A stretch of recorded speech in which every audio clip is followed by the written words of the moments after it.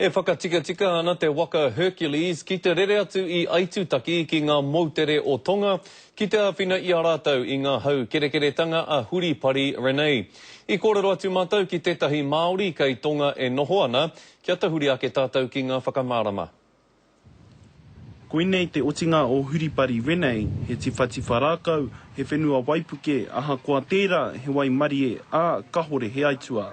It wasn't quite as serious as we thought it may be, with maximum winds of about 160. So I think the main advantage that Tonga Tapu's had is that it had a lot of warning. I tau mai nā hau pūkeri mai te raki, I topea te hiko, I whakararua hoki nā waia. It was out since early yesterday evening, and I understand it'll be out most of today, maybe tonight. But I think the Tonga Power people are doing the right thing. It's all about safety before they reconnect power. Engari nā te kaha tonu o te hau kāinga ki te noho matāra ki nā whakahaere o Huripari Renei I itia ke te kino. Most Tongans did the right thing with all the warning and started making sure they had water supplies and food.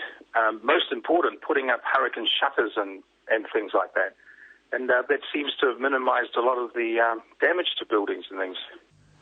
Ina kua tīmata tonu ki te hiki o nā wairua ki te tahitahi, te kohikohi, te whakapae haere I nā rutu parau o Huripari Renei, eri te anō hoki te kāwanatanga o Aotearoa ki te āwhina haere. Hercules is on the ground in Rarotonga, going up to Atataki today, so we can always dispatch that to Tonga if required, and there'll be financial resources if required as well.